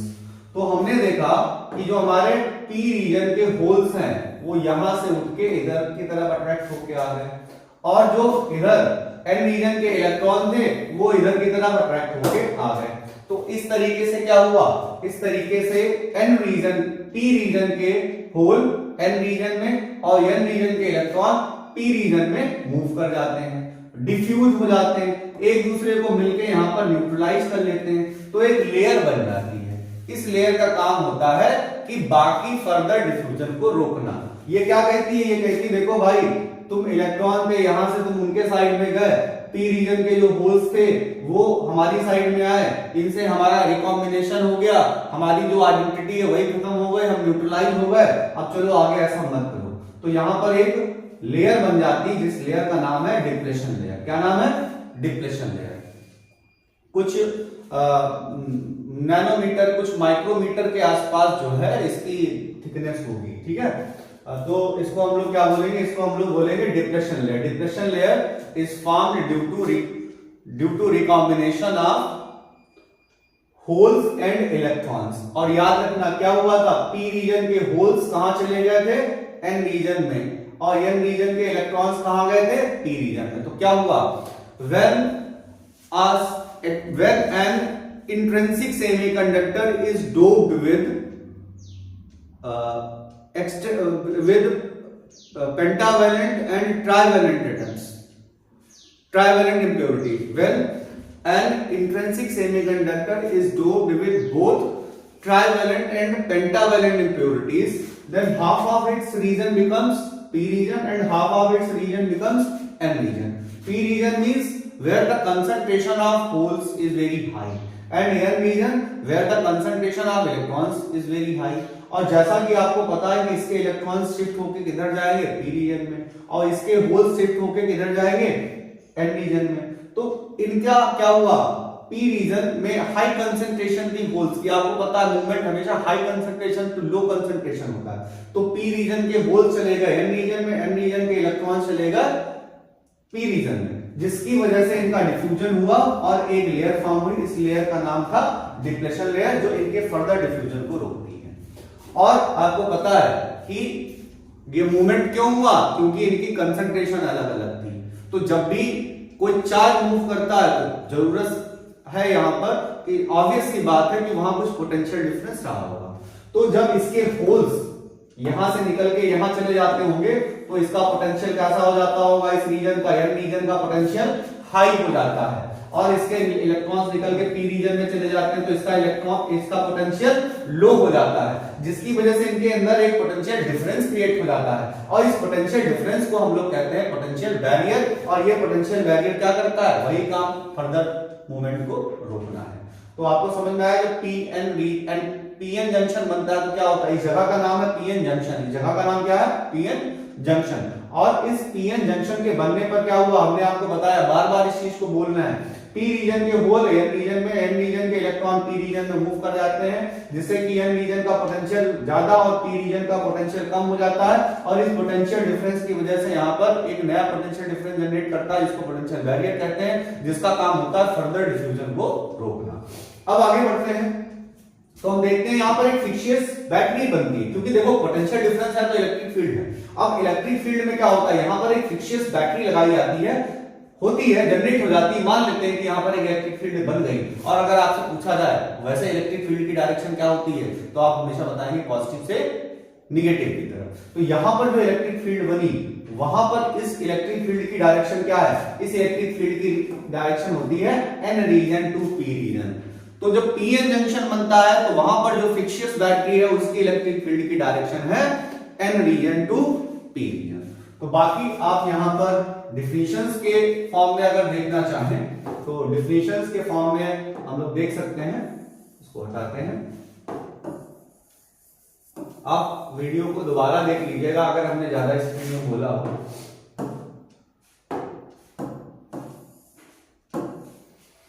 हाँ, तो electrons of n region have to climb the potential hill in order to reach p region. जो एन रीजन के इलेक्ट्रॉन्स हैं उनको पी रीजन में जाना होता है, और पी रीजन के होल्स को एन रीजन में जाना होता है। तो इसकी वजह से जो पोटेंशियल क्रिएट हुआ उसको पोटेंशियल बैरियर कहा। जर्मेनियम के लिए 0.3 और सिलिकॉन के लिए 0.7 था। और जो हमारी डिप्लेशन लेयर थी, उस डिप्लेशन लेयर में क्या कहेंगे, due to diffusion of electrons and holes will move around and combine to complete molecules form a region where there are no electrons. क्योंकि उनका जो डिफ्यूजन, हमने जो बात बताई थी, उनकी आइडेंटिटी खत्म हो गई, वो प्रॉपर डिफ्यूज हो गए, तो इसको हमने कहा डिप्लेशन रीजन या डिप्लेशन लेयर कहा हमने। ठीक है, तो इस डिप्लेशन लेयर में हम लोग यहां पर थोड़ा सा और देख लेते हैं। ये जो डिप्लेशन लेयर बनी हमारी, ये अभी हमने बताया था कुछ माइक्रोमीटर में इसकी थिकनेस होती है। किसमें होती है, कुछ माइक्रोमीटर में इसकी थिकनेस होती है। तो इस डिप्लेशन लेयर के बारे में आप समझ लें। अब हमने क्या किया, अगर हम लोग यहां पर एक बैटरी को जोड़ दें, अभी हमने कुछ फोर्स नहीं जोड़ा था, यहां पर अपने आप हुआ था। और एक बात बहुत इंपॉर्टेंट आती है, क्या हम पी टाइप सेमीकंडक्टर और एन टाइप सेमीकंडक्टर को ले आए और आपस में फेविकोल या फेविक्विक लगा के जोड़ दें, क्या पीएन जंक्शन बनेगा? बिल्कुल नहीं बनेगा। ठीक है, कभी नहीं बनेगा। तो आप याद रखें कि अलग अलग पी टाइप और एन टाइप के क्रिस्टल्स को जोड़ने से हमारा पीएन जंक्शन नहीं फॉर्म होता। उसके बाद PN junction diode. Diode word का मतलब क्या है? डायोड वर्ड का मतलब है, हिंदी में कहते हैं द्विध्रुव, यानी कि टू पोल्स। अब टू पोल्स क्या होंगे? अब हमारे पास एक पीएन जंक्शन डायोड था, हमने यहां पर क्या किया, बैटरी से जोड़ दिया। बैटरी से इसको ऐसे जोड़ा कि पी रीजन को पॉजिटिव के साथ और एन रीजन को निगेटिव के साथ। किसको जोड़ा? पी रीजन को पॉजिटिव के साथ, एन रीजन को निगेटिव के साथ। अगर पी रीजन को पॉजिटिव के साथ जोड़ा और एन रीजन को निगेटिव के साथ जोड़ा तो यहां पर क्या होगा, तो इसके इलेक्ट्रॉन्स और होल्स, अब यहां पर किसकी कंसंट्रेशन ज्यादा थी? पी रीजन में होल्स की। और एन रीजन में किसकी कंसंट्रेशन ज्यादा थी? इलेक्ट्रॉन्स की। तो ये जो पॉजिटिव पोल है इस होल को आगे की तरफ पुश करने लगता है। ये जो पॉजिटिव पोल है इस होल को आगे की तरफ पुश करने लगता है, और ये जो निगेटिव टर्मिनल है ये इलेक्ट्रॉन्स को आगे की तरफ पुश करने लगता है, जिससे कि इनकी डिप्लेशन लेयर पर क्या प्रभाव पड़ेगा, क्या फर्क पड़ेगा, क्या चेंज आएगा इसमें। अब सोचो कि अगर आपके पास में एक पिलो है इतनी मोटी सी और दो लोग अलग अलग डायरेक्शन से फोर्स लगा रहे हैं, तो वो पिलो कैसी हो जाएगी? पतली। यानी कि अब क्या होता है, जब पी रीजन को पॉजिटिव टर्मिनल से एन रीजन को निगेटिव टर्मिनल से जोड़ते हैं तो ऐसे पीएन जंक्शन डायोड को हम लोग forward bias PN junction diode कहते हैं। बायस वर्ड का मतलब ही वोल्टेज होता है। यहां पर बायस होने का वो इंग्लिश वाला वर्ड का मीनिंग नहीं है कि हम बायस हो गए। बायस का मतलब क्या है, voltage. When PN junction is connected with a battery such that its P region is connected with positive terminal of the battery and N region is connected with N region negative terminal of the battery, then PN junction diode, so then PN junction is known as forward bias PN junction diode। देखो junction diode क्या था, हमसे कहा जाए कि हम PN junction को battery से जोड़ दें तो जंक्शन डायोड। अगर हम ऐसे जोड़ें, अब कैसे जोड़ सकते हैं कि पी रीजन को पी के पॉजिटिव के साथ एन रीजन को नेगेटिव के साथ, या इसका उल्टा। तो अगर पी रीजन को पॉजिटिव के साथ एन रीजन को नेगेटिव के साथ जोड़ा तो बना हमारा forward bias PN junction diode. और अगर हमने इसको ऐसे जोड़ा कि पी रीजन को नेगेटिव के साथ और एन रीजन को पॉजिटिव के साथ, तो इसको हम लोग बोलते हैं reverse bias PN junction diode. क्या कहते हैं, इसको हम लोग बोलते हैं reverse bias PN junction diode. तो अभी हमने यहां पर बोला कि फॉरवर्ड बायस कैसे बनता है, फिर से एक बात ध्यान दें कि किस कैसे जोड़ा, पी रीजन को पॉजिटिव के साथ, एन रीजन को नेगेटिव के साथ, क्या बना forward bias PN junction diode, जिसमें बायस का मतलब क्या था, वोल्टेज था। क्या फर्क पड़ा, डिप्लेशन लेयर पतली हो गई, पोटेंशियल बैरियर कम हो गया। ठीक है, ये इफेक्ट आप जरूर याद रखिएगा। फॉरवर्ड बायस कैसे बना, जब पी को जोड़ा पॉजिटिव से, एन को जोड़ा नेगेटिव से, forward bias PN junction diode बना। और क्या फर्क पड़ा, डिप्लेशन लेयर थिन हो गई, पोटेंशियल बैरियर कम हो गया। ठीक है, आगे बढ़ते हैं। इसका उल्टा अगर हो गया होता, उल्टा का मतलब अगर हमने इसको ऐसे जोड़ा होता, यहां निगेटिव टर्मिनल सॉरी, इसको ऐसे जोड़ा होता कि यहां पर निगेटिव और यहां पर पॉजिटिव, तो यहां पर क्या होता, ये निगेटिव टर्मिनल यहां पर के होल्स को अपनी तरफ खींचने लगता और ये पॉजिटिव टर्मिनल ये इलेक्ट्रॉन्स को अपनी तरफ खींचने लगता। तो ऑब्वियस सी बात है कि जो ये डिप्लेशन लेयर के मंसूबे थे वह और तेजी से कामयाब हो जाते, यानी कि वो फूल के और चौड़ी हो जाती। यानी कि reverse bias PN junction diode में क्या होगा, जो हमारी डिप्लेशन लेयर है उस पर क्या फर्क पड़ेगा, वो थिक हो जाएगी, तो पोटेंशियल बैरियर बढ़ जाएगा। ठीक है, तो ये टाइप और पी टाइप सेमीकंडक्टर्स आपको बता दिए गए हैं, इनके बारे में आप पढ़ेंगे। तो जैसा कि हमने बताया, अगर आपको वर्किंग पढ़नी है तो फिर से बता देते हैं कि क्या हुआ। when PN junction is connected with an external source like a battery, DC battery, ठीक है। आप सोचो एसी सोर्स जो अगर यहां जोड़ देते तब तो वो कंफ्यूज हो जाता इलेक्ट्रॉन और होल की जाए तो जाए कहां, क्योंकि वो कभी पॉजिटिव कभी नेगेटिव होते हैं। तो जब किसी बैटरी के साथ हमने जोड़ा तो वहां पर क्या हुआ, when an intrinsic semiconductor is connected with a battery such that its P region is connected with positive terminal and N region is connected with negative terminal, then what happens, then electrons, then holes of P region are pushed towards the depletion layer and electrons are attracted towards the positive terminal, and electrons of the N region are pushed towards the depletion layer and holes are drifted towards the negative terminal. So depletion layer decreases, potential barrier decreases, thickness of depletion layer decreases and potential barrier decreases, and there is strong conductivity in the diode, and this diode is known as forward bias PN junction diode। Okay, इसी तरीके से reverse को भी हम लोग vice versa से कर लेंगे। ठीक है, क्या होता है, when PN junction is connected with an external source such that its P region is connected with negative terminal and N region is connected with positive terminal, then what happens, then holes of the P region are drifted towards negative terminal and electrons in N region are drifted towards the positive terminal. So depletion layer, thickness of depletion layer increases and potential barrier increases. In this case generally diode does not conduct and it is known as reverse bias PN junction. Okay, अब हम लोग इसकी characteristic पढ़ने से पहले एक छोटा सा कॉन्सेप्ट पढ़ लेते हैं, वो आपके लिए बहुत जरूरी है। 1 मार्क्स में आपके क्वेश्चन आ सकता है, तो आप लोग इस चीज को ध्यान देंगे कि पीएन जंक्शन डायोड का सिंबल क्या होता है।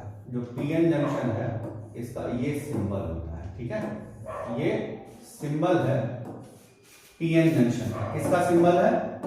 PN junction. एक सिंबल है हमारा पीएन जंक्शन का सिंबल है। इसमें जो एरो आपका होता है वो पी होता है, जो आपकी लाइन बनी हुई थी आगे, ठीक है, इसका नाम एन होता है, ठीक है, ध्यान रखेंगे। ये आपका पी रीजन है, ये आपका एन रीजन है। अब आप ध्यान दीजिएगा, अगर हमने इसको कनेक्ट किया +6 वोल्ट से, इसको कनेक्ट किया -6 वोल्ट से, तो क्या हुआ? ये बना forward bias PN junction diode.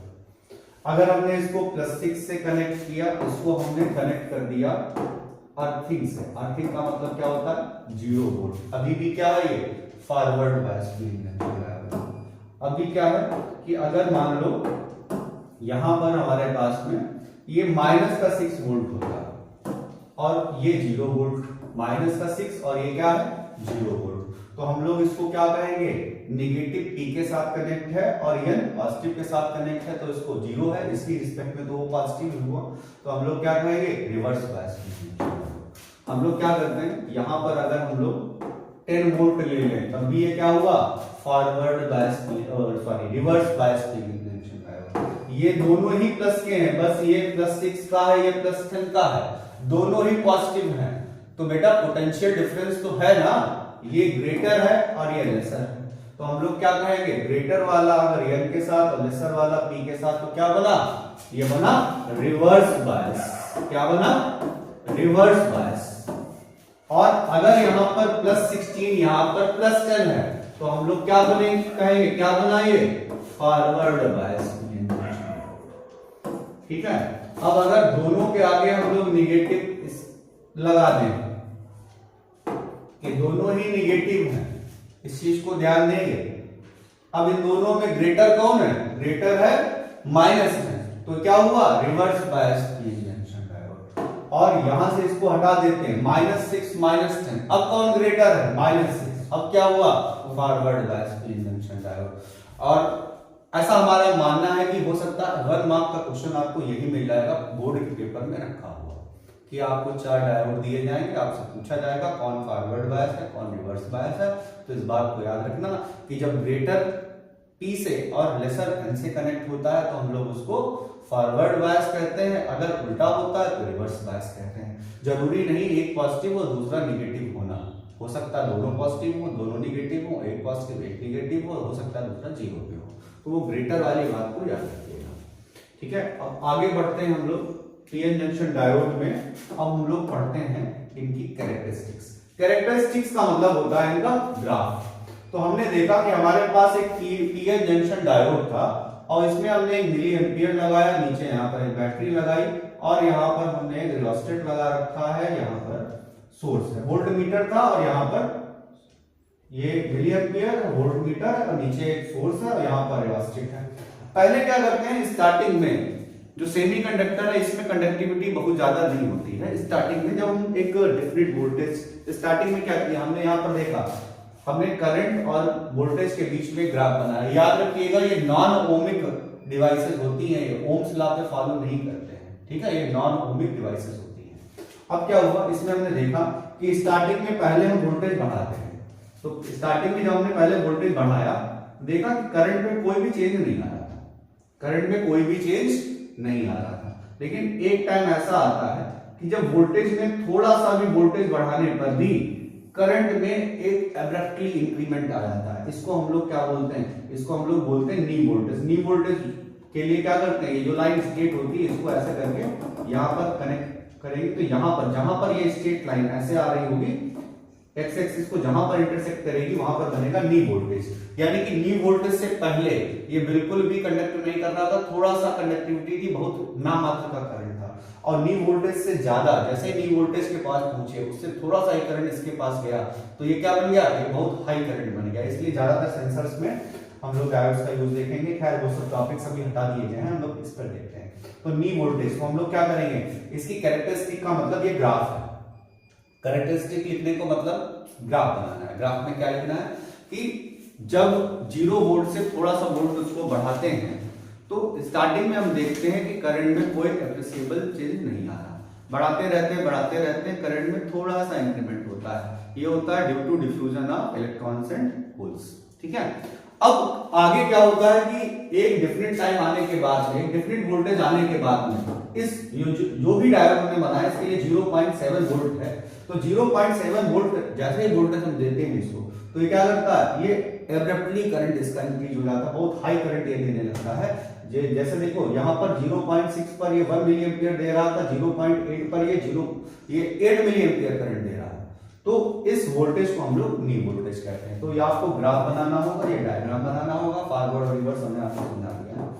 अब आगे बढ़ते हैं। अगर आपसे पूछा जाता है reverse bias P junction diode, तो रिवर्स में आपको पता है कि पी रीजन किससे कनेक्ट है, एन के साथ, और एन रीजन कनेक्ट है तुम्हारा पॉजिटिव टर्मिनल के साथ में। यहाँ माइक्रोमीटर लगाया, उसमें मिलीमीटर है, यहाँ माइक्रोमीटर है। क्यों? क्योंकि इसकी कंडक्टिविटी उसकी कंपैरिजन में काफी लो होती है। फिर हमने क्या किया, यहाँ पर एक वोल्टमीटर लगा रखा है। ठीक है, बैटरी के अकॉर्डिंग लगाएंगे। अब हमने यहाँ पर देखा फिर से, अब हमारे पास जो करंट था हमने वोल्टेज को बढ़ाया, फिर से हमने वही चीज देखी, वोल्टेज को बढ़ाने पर करंट में कोई खास चेंज नहीं आ रहा, ना के बराबर में।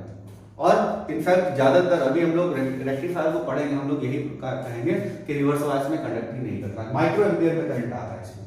तो इसकी कैरेक्टरिस्टिक का मतलब ग्राफ है इसमें। तो जैसे जैसे हम वोल्टेज को बढ़ाते हैं करंट में कोई लार्ज चेंज देखने को नहीं मिलता, लेकिन एक टाइम ऐसा आता है जब करंट हमारा एब्रप्टली इंक्रीज हो जाता, बहुत तेजी से इंक्रीज हो रहा होता।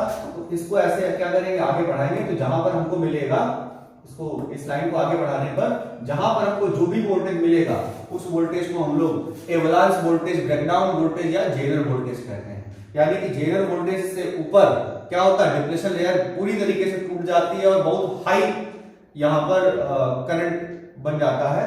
और उससे पहले ये बहुत ही नाम मात्र का करंट यहां पर होता है due to recombination of holes and electrons. ठीक है, 1-2 माइक्रो एम्पियर के आसपास का करंट इसमें थोड़ा सा रहता है। ठीक है, तो और अगर आप में साथ में ही कह दी जाती है, अगर आपसे कह दिया जाए वीआई कैरेक्टरिस्टिक, ये बोर्ड में कई बार आया क्वेश्चन है, VI characteristic of PN junction diode, इसका मतलब क्या है? इसका मतलब आपको फॉरवर्ड बायस और रिवर्स बायस दोनों एक साथ बनाने हैं। फॉरवर्ड बायस और रिवर्स बायस आपको क्या करने हैं, एक साथ बनाने हैं। वीआई कैरेक्टरिस्टिक का मतलब ये है।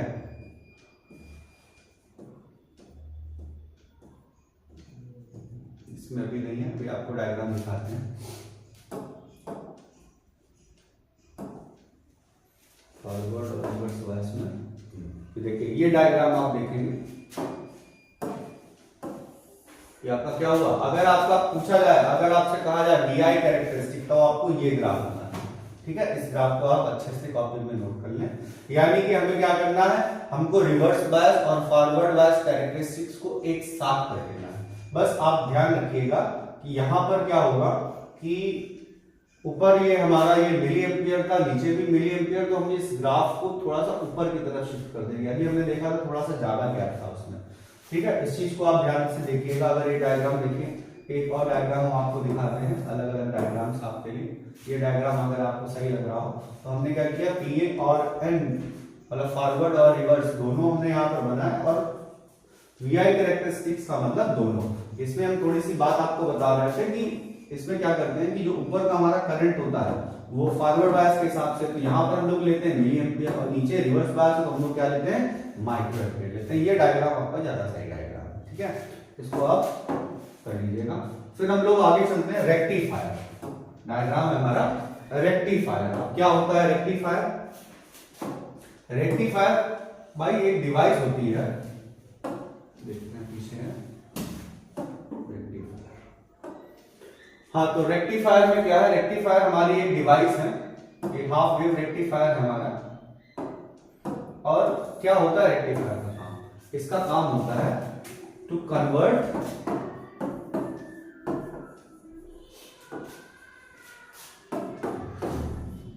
एसी इनपुट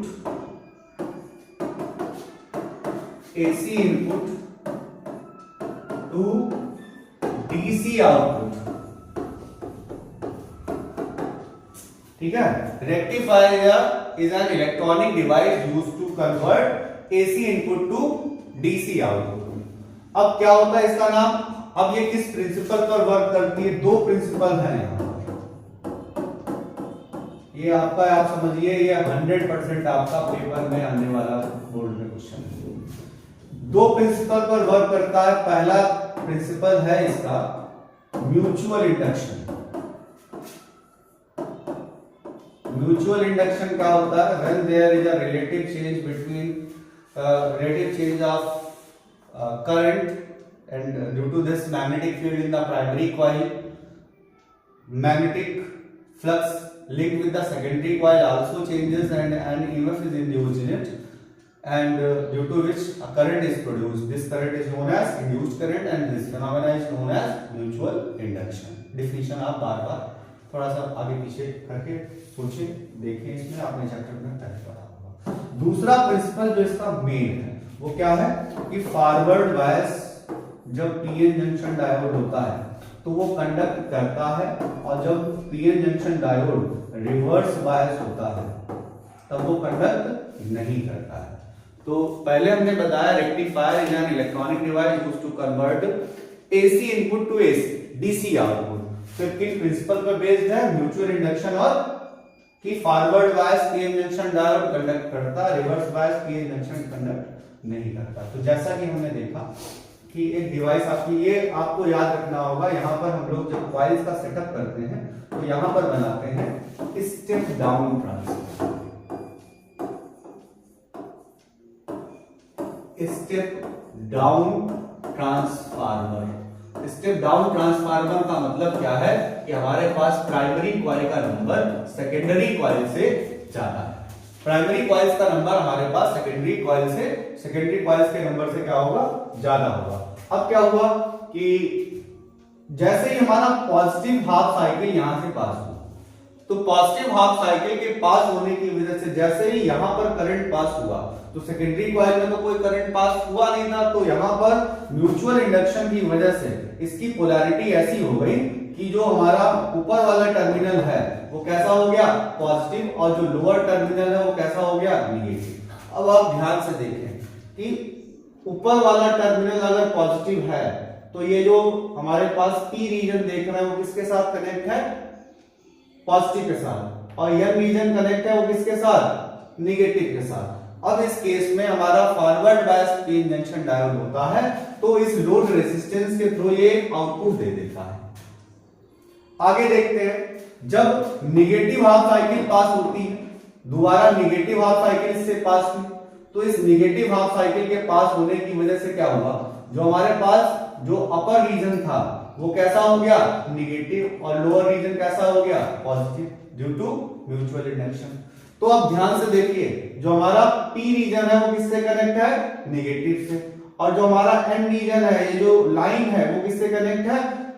पी रीजन से। तो ये कैसा हुआ? अब ये reverse bias PN junction diode है, और जैसा कि हमने बताया कि जब ये reverse bias PN junction diode होगा तो ये कोई भी कंडक्शन नहीं करेगा, यहां पर हमको कोई आउटपुट नहीं मिलेगा। फिर क्या हुआ? फिर से देखेंगे कि अगेन हमारे पास में क्या हुआ? फिर से पॉजिटिव हाफ साइकिल पास हुई, फिर से ये पॉजिटिव, और ये क्या हो गया? ये हो गया निगेटिव। अब जब ये पॉजिटिव के साथ कनेक्ट है और ये निगेटिव के साथ कनेक्ट है, तो ये क्या हुआ? ये हुआ forward bias PN junction diode, और यहां पर ये कंडक्शन हो गया। फिर हम देखेंगे, फिर हमारे पास में ये निगेटिव हाफ साइकिल पास हुई, तब निगेटिव हाफ साइकिल पास हुई तो ऊपर वाला म्यूचुअल इंडक्शन की वजह से निगेटिव, और नीचे वाला क्या हो गया? पॉजिटिव। डायोड कैसा हो गया? रिवर्स। अब ये कंडक्ट यहां पर नहीं करेगा, और यहां पर कोई भी आउटपुट नहीं बनेगा। तो इस तरीके से ये हाफ साइकिल के लिए, हर पॉजिटिव हाफ साइकिल के लिए आउटपुट दे रहा है, और हर निगेटिव हाफ साइकिल के लिए आउटपुट नहीं दे रहे हैं। इस तरीके से एसी को फ्लक्चुएटिंग डीसी में कन्वर्ट कर रहे हैं। एसी को फ्लक्चुएटिंग डीसी में कन्वर्ट कर पा रहे हैं। ठीक है, समझ में आ गया यहां पर? अच्छा, अब हम लोग क्या करते हैं? अब ये हाफ वेव्स को ही कन्वर्ट कर पा रहे थे, इसलिए इसको कहा गया हाफ वेव रेक्टिफायर। चलो देखते हैं फुल वेव रेक्टिफायर। तो फुल वेव रेक्टिफायर में क्या हुआ हम लोग देखते हैं। ये हमारे पास में फुल वेव रेक्टिफायर है और इस फुल वेव रेक्टिफायर में भी क्या होता है, ये फुल एसी इनपुट को फुल डीसी आउटपुट में कन्वर्ट कर देता है। प्रिंसिपल उसका यही है, म्यूचुअल इंडक्शन और फॉरवर्ड बायस। कंस्ट्रक्शन क्या है, पिछली बार वाले में क्या था, एक हमारा स्टेप डाउन ट्रांसफार्मर था और एक डायोड लगा था। इस बार क्या है, इसमें दो डायोड लगे हैं, D1 और D2 एक ही डायरेक्शन में। अब पिछली बार के तरीके से क्या हुआ, जैसे ही हाफ साइकिल पास हुई, पॉजिटिव हाफ साइकिल जैसे ही पास हुई, तो इसका अपर टर्मिनल पॉजिटिव और लोअर टर्मिनल नेगेटिव। तो D1 कैसा है, D1 हुआ फॉरवर्ड बायस, यानी कि ये कंडक्ट करेगा। D2 हुआ रिवर्स बायस, यानी कि ये कंडक्ट नहीं करेगा।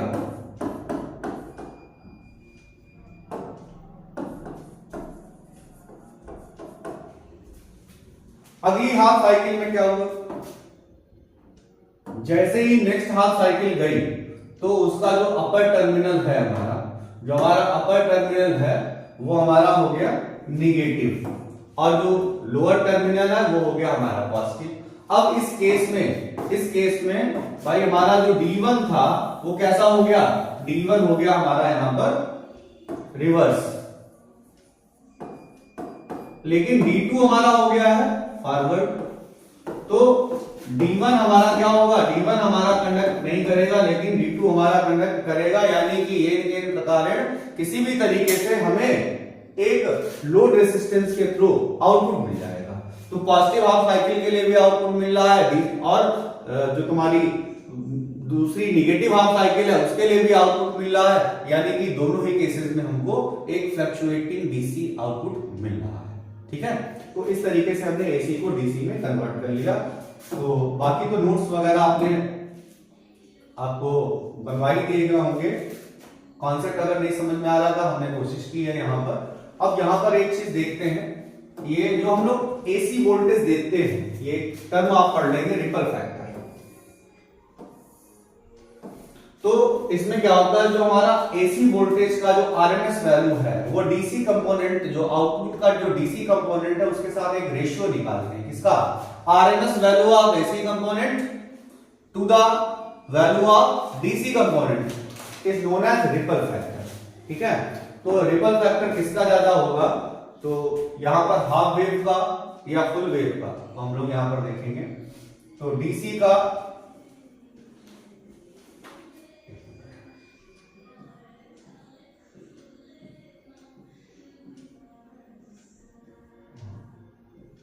तो इस तरीके से हमने यहां पर कुछ चीजें जो है वो अलग हैं, अभी आपके सिलेबस से हटा दी गई हैं।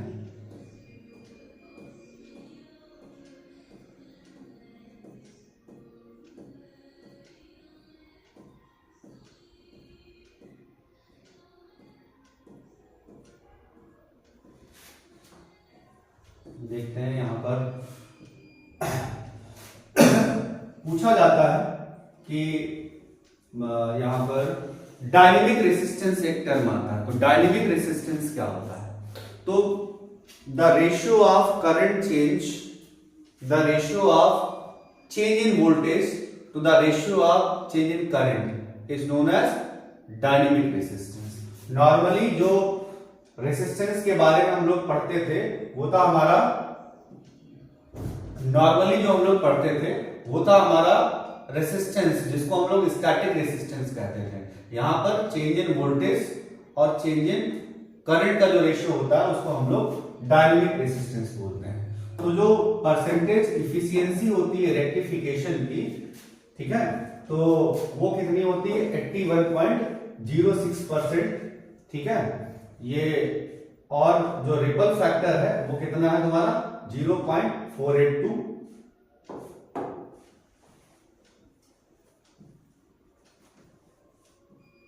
ये फुल वेव रेक्टिफायर के लिए। ठीक है, पहले हाफ वेव रेक्टिफायर का देख लेते हैं। अगर हाफ वेव रेक्टिफायर का वैल्यू यूज करें, क्योंकि अगर हो सकता है फॉर्मूला इस बार हमारा पेपर थोड़ा सा टफ आए, क्योंकि पेपर थोड़ा सा टफ आ है। तो जो आउटपुट डीसी करंट है, तो आउटपुट डीसी करंट में फॉर्मूला होता है हाफ वेव के लिए आई नॉट अपॉन पाई, और फुल वेव के लिए होता है I equals to 2 I nought upon pi. ठीक है, यहां पर जो डीसी वोल्टेज है इसका फॉर्मूला है ई नॉट अपॉन पाई, और आरएमएस करंट है I nought upon 2। Output RMS current जो है उसका फॉर्मूला ये हो गया। और मेन फैक्ट्स पे हम लोग ध्यान देते हैं। मेन फैक्ट्स क्या है, जैसे कि इसकी इफिशियंसी, रेक्टिफिकेशन की इफिशियंसी कितनी थी, 40% के आसपास, और जो इसका रिपल फैक्टर था वो कितना था, 1.21। इसमें क्या हुआ, इसमें हमने 2 से मल्टीप्लाई कर दी समय। ठीक है, तो इसमें इसका इफिशियंसी क्या हुई, 81% के आसपास, लेकिन जो इसका रिपल फैक्टर है वो क्या हुआ, इसका पहले रिपल फैक्टर कितना था, इसका रिपल फैक्टर था 1.21, तो इसका रिपल फैक्टर कितना, 0.482। क्या था ripple factor, the ratio of RMS value of alternating current to the DC to the output DC current is known as ripple factor. तो ऑब्वियस सी बात है कि डीसी में डबल करंट हम लोग जनरेट, मतलब डबल आउटपुट ले रहे हैं, तो उसका रिपल फैक्टर क्या होगा, कम हो जाएगा। तो यहां से क्वेश्चन अगर डीप पूछे तो पूछ सकते हैं। तो ये रेक्टिफिकेशन वाली बात आपको समझ में आ गई। और बाकी एम्पलीफायर अब आपके सिलेबस में नहीं है, तो जो मेन चीज हम यहाँ पर वीडियो के लास्ट में बताना चाह रहे थे, जो आपको कम जगह पर मिलता है, अगर यहाँ से क्वेश्चन आया रिपल फैक्टर से, तो हो सकता है कुछ बच्चे ना कर पाए। तो शायद हमने कोशिश की है कि आप लोगों का यहाँ पर कॉन्सेप्ट क्लियर हो जाए। हमने पूरा चैप्टर यहाँ पर लिया है, न्यूमेरिकल का बस एक ही हमने बताया कि एक ही न्यूमेरिकल यहाँ पर आ सकता था, बाकी यहाँ पर जितना भी थ्योरी सेक्शन था वो हमने कंप्लीट कर लिया। इसकी टेस्ट सीरीज में हम लोग देखेंगे कि बाकी किस किस टाइप के क्वेश्चंस हो सकते हैं। आप लोगों को क्या करना है, बस इस वीडियो को पूरा देखना है, ज्यादा से ज्यादा लोगों को इस चैनल को सजेस्ट करना है, सब्सक्राइब करना है, और इस बार आप लोग कमेंट सेक्शन में बताएं कि आपको ये वीडियो कैसा लगा। Okay, thank you.